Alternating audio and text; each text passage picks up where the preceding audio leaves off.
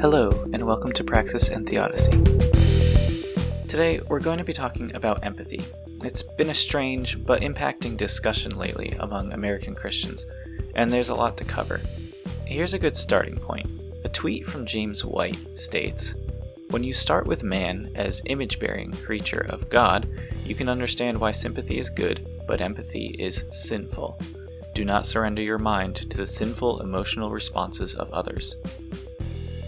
This tweet didn't go over well, and White had to write an extended blog post in an attempt to clarify. That need for clarification is going to be a recurring theme here, so let's clarify that this is not where this controversy starts. It's been a hot take from a handful of conservative fundamentalists, including Doug Wilson and the man who arguably started the trend, Joe Rigney. In March of 2019, Rigney published a blog post entitled, "The Enticing Sin of Empathy: How Satan Corrupts Through Compassion." To be fair, and to put this in its proper context, Rigney was writing a series of posts that were meant to expose the potential flaws in Christian virtues. He borrowed the conceit of two demons in correspondence from C.S. Lewis's well-known book, The Screwtape Letters, to aid him in this effort. The post we just mentioned was part 2 in a pair of essays designed to point out the flaws in the central Christian virtue of compassion. The first post describes the strong urge that doctrinal Christians feel to speak the truth of their beliefs as the start and end of all help that compassion requires of them. Rigney writes, "You must instead quench the flame of feeling and substitute right thinking in its place. Teach him to regard speaking the truth in love as a redundancy, as though any true thing he said is loving, whether or not it is fitted to the occasion, and whether or not he is the proper messenger for it." It's a decent message. As Christians, and especially as Christian leaders, and especially the more learned among us, tend to be pretty puffed up with pride and a feeling that we have all the answers, and thus that our knowledge will get us by. Rigney's pretend demon advises to promote this attitude so that emotional support, which he labels as sympathy and pity, is disregarded. Thus, Rigney's point is that Christian counselors sometimes act as cold self-help books and do not even bother to access sympathy or pity. I'm going to speculate that Rigney really wanted to both sides this talk of compassion, that he wanted to publish 2 back-to-back essays, a thesis and an antithesis, on approaches to compassion and find the middle ground that God wants us to exist. So, if an overly authoritative lack of emotion is bad on one end, what's bad on the other end? Rigney apparently tries to discover a sort of overly placative abundance of emotion as the other side in his both sides bad endeavor, and labels it as empathy, hence his attack. Thus, God's compassion always reserves the right not to blaspheme. It seeks the sufferer's good and subordinates itself to the enemy's abominable standard of truth. Our alternative, empathy, shifts the focus from the sufferer's good to the sufferer's feelings, making them the measure of whether a person is truly loved.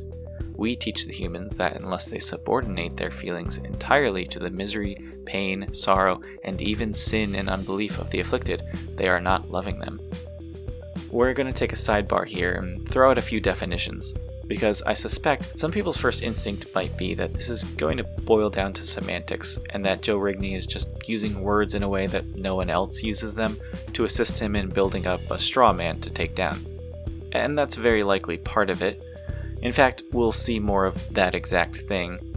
The definitions for the words sympathy, empathy, and compassion are varied, because many people, not just Rigney, have been using them in different ways. I'm going to paraphrase definitions from Wikipedia, as the amount of explanation, alternative viewpoints, and actual sources lends it to be the most helpful by far. So, compassion is motivation to help fix a troublesome situation. Compassion is the thing that makes us identify the trying circumstances that crop up in a broken world and quickly develop a desire to address the problem.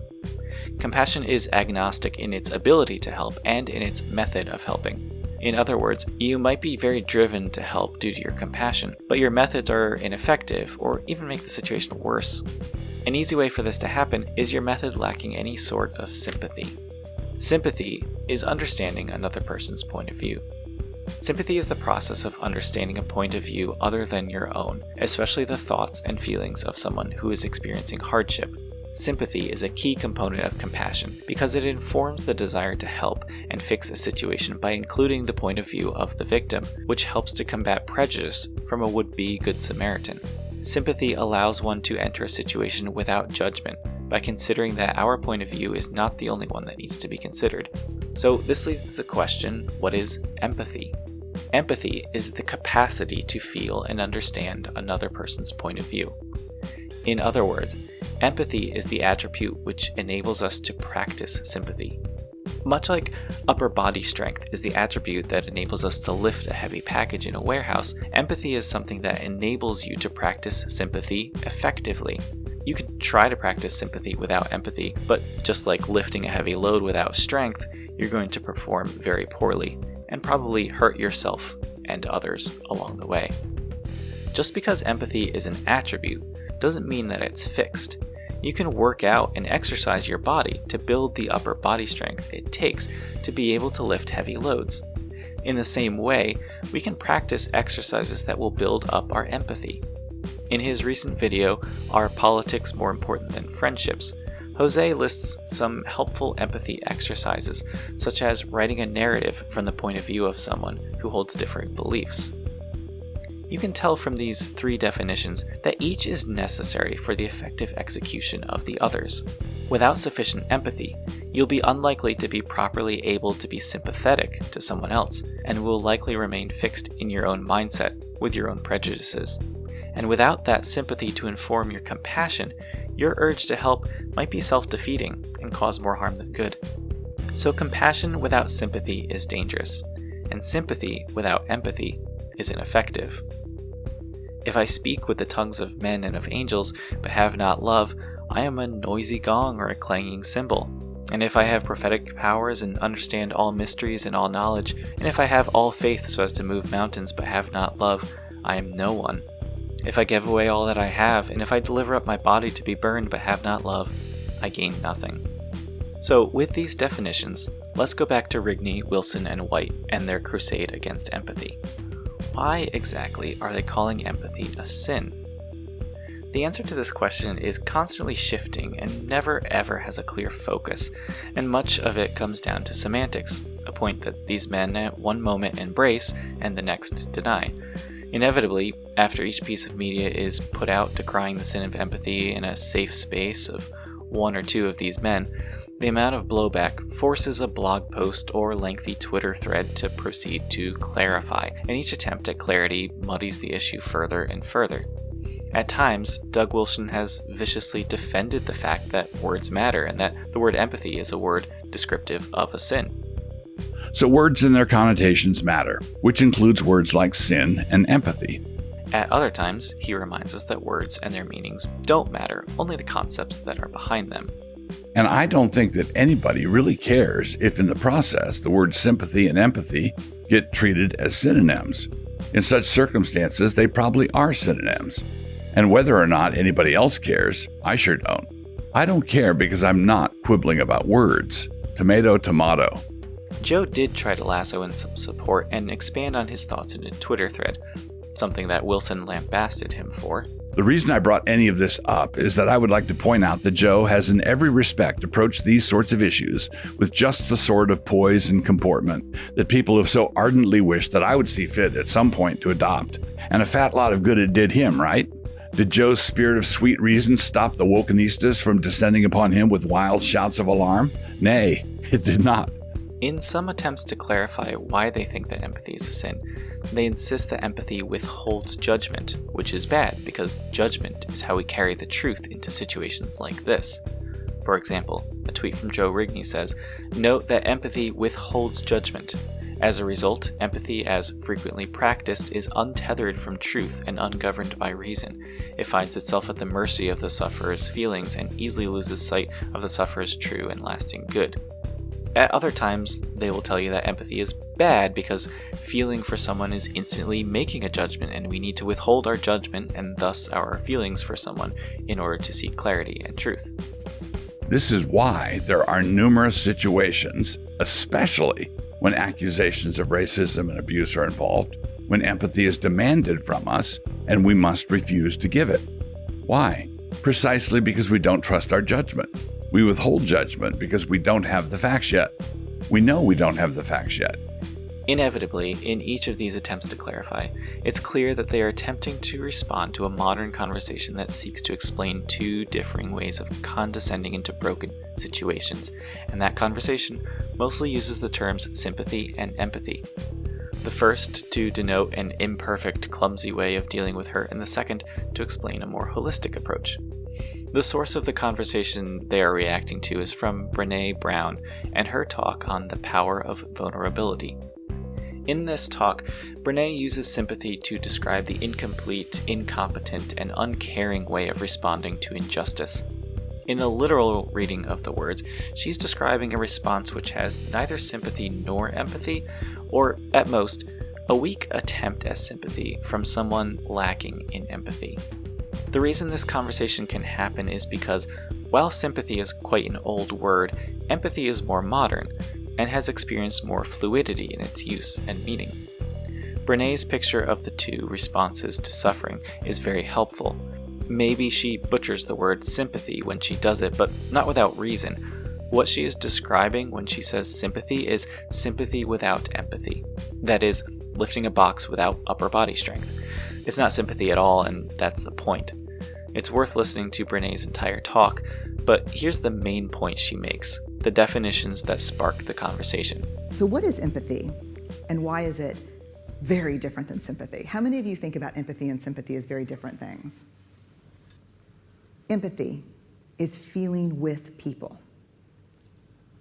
That's empathy. Empathy is, I'm feeling with you. Sympathy, I'm feeling for you. And here's where we start to see the divide.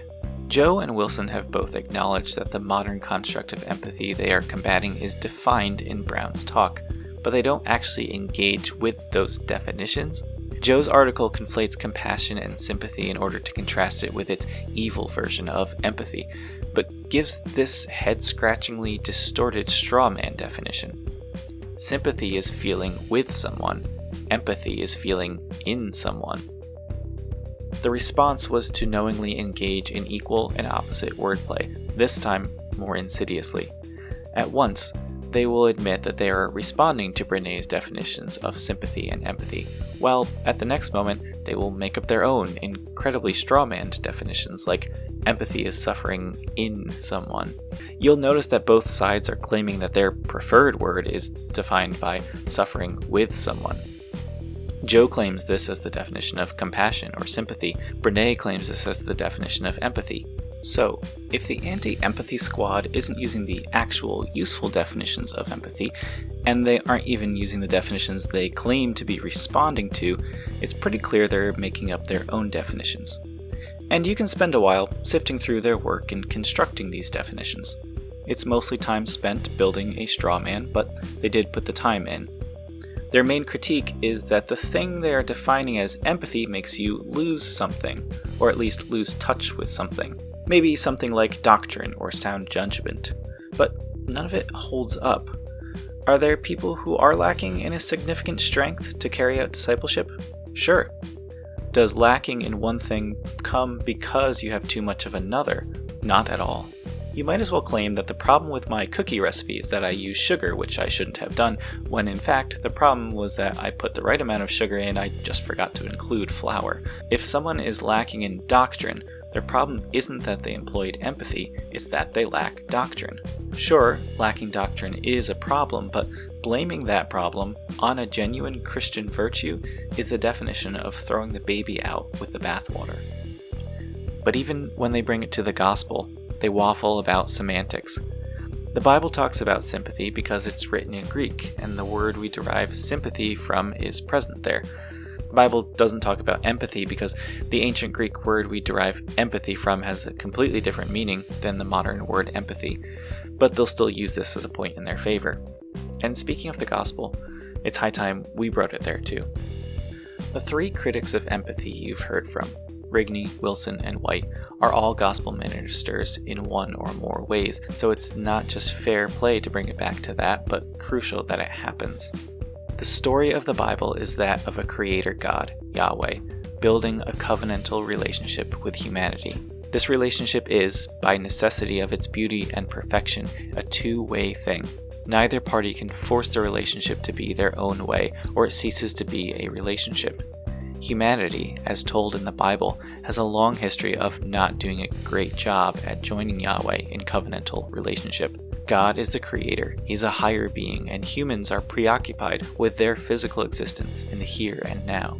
God doesn't want humanity to remain enslaved to sin in a broken world, but it would break the relational perfection to take control. How does an all-powerful creator God reach out and help a species that is so enmeshed in problems of poverty, hardship, injustice, greed, rebellion, self-obsession, and worry? It turns out, helping a suffering humanity is much like helping a suffering human. The strongest tool, perhaps the only effective tool, is empathy. The center of the biblical narrative is the gospel of Jesus, God becoming a human, condescending not in an alien, disaffected, unempathetic way, but in a way that actually, tangibly demonstrates empathy. Humans have every excuse in the book to reject relationship with God and embrace a sinful, selfish lifestyle, defined by the accumulation of wealth because they worry about tomorrow, one obsessed with pleasure because there is no guarantee of the future. But Jesus lived a life that faced the same temptations that we face. Hebrews chapter 4 sums up the faith that Christians have. Therefore, since we have a great high priest who has ascended into heaven, Jesus, the Son of God, let us hold firmly to the faith we profess. For we do not have a high priest who is unable to empathize with our weaknesses, but we have one who has been tempted in every way, just as we are. Yet he did not sin. Let us then approach God's throne of grace with confidence, so that we may receive mercy and find grace to help us in our time of need. Christians have faith in a God that is both all-powerful, yet is defined by empathy for us.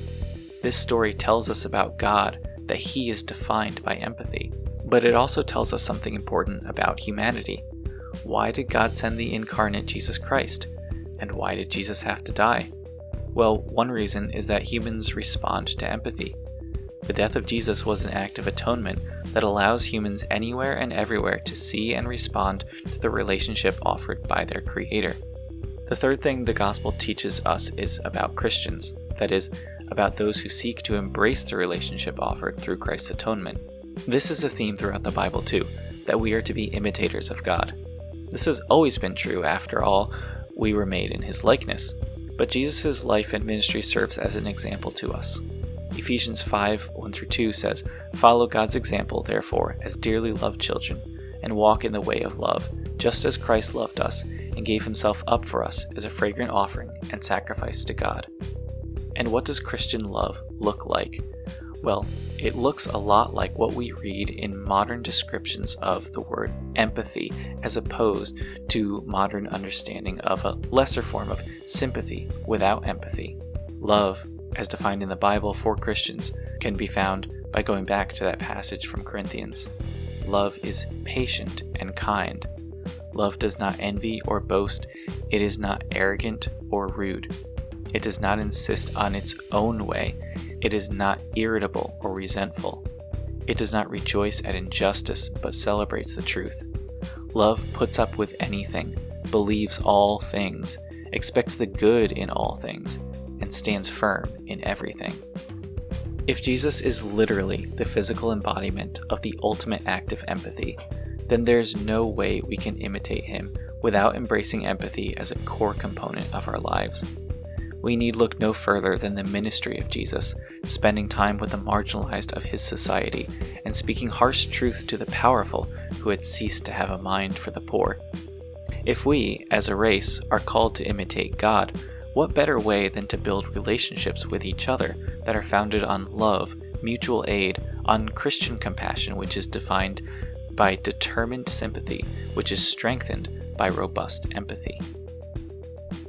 The series on this channel, Toxic Politics, is designed to look at political strategies that do harm to society, whether or not the ideologies that use them are helpful or not. It's clear from an examination of the gospel, and in fact, the entire Bible from beginning to end, starting with humanity created in the image of God, that empathy is a core component of the Christian identity. So if this is not a fight for the integrity of the gospel, then what is it? James White is just as much a political commentator on his blog and YouTube channel as he is a Christian minister. The same is true for Doug Wilson, who spends a good amount of his time fear-mongering his blog readers into suspecting that wearing a mask is inviting an anti-Christian tyranny, which will inevitably invite violence. Joe Rigney, not so much, and this is why Rigney has spent time trying to explore the nuance of his own flawed arguments, which Wilson has mocked him for. From all appearances, the whole idea seems to have become a tool of more reactionary political pundits to use to excite their followers. Empathy is a powerful tool for change, but generally only one kind of change. Change that can serve to help the fatherless, the widows, the orphans, the disenfranchised, and powerless in society. Reactionaries, in accordance with their ideology, are concerned with defending the powerful, and often react with fear at any insinuation of the powerless in society getting any ideas in their head about changing things for the betterment of all. Even tools that can help usher in a more egalitarian world, such as empathy, must be cast as a threat, even if they have to build a straw man to do it. Jesus demonstrated that a radical way of life was possible, a life of giving up power, of saying no to the systems that could benefit us at the expense of others, or rejecting temporary pleasures which hinder our desire to be self-sacrificing. Building empathy helps to eradicate selfish motives as you replace a prioritization of self with a prioritization of others, and prioritizing the needs of the stranger, the alien, the orphan. These are all anathema to anyone wrapped up in a political ideology that prioritizes personal power and responds with fear-mongering whenever the powerless are lifted up. If you're fearful of the powerless gaining a foothold in society that has historically kept them down, maybe take some time to ponder that, especially if you call yourself a follower of Christ. You are probably in fact following someone or something that is very different indeed. But if you hold on to that ideology so hard that it causes you to start finding ways to demonize a fundamental Christian virtue like empathy, please take some time to pray and reconsider what has been influencing your worldview. It's likely that sometimes searching to rekindle that covenantal relationship with God will bring some clarity and faith, which has the power to save any of us from a life of slavery to sin.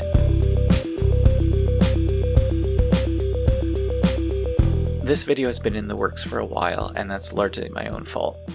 During the time of production, Doug Wilson and his church in Moscow, Idaho, had the honor of being featured in a Vice article which exposed the patterns of abuse that happened there, and which, frankly, stem from the theology taught by the church's leadership. Wilson has been on my radar for a bit over a year now, and every time he pops up, it's a source of new fear and anxiety for me personally. I've wanted to do a longer, more focused essay on how he operates, what he believes, and how Christians can protect themselves and others from the dangers he poses. I haven't gotten around to it, partly because researching his blogs and vlogs gives me anxiety, and that causes me to neglect my work, and I go for months without publishing a video. For now, I'll put a link to the Vice article and maybe some other resources in the video description below. God bless. Remember to love your neighbor. Remember that your neighbor is everyone. And remember that empathy is the key component of Christian love. In empathizing with your neighbor, you are imitating the ultimate incarnation of empathy, Jesus Christ, and fulfilling your purpose as the image of God.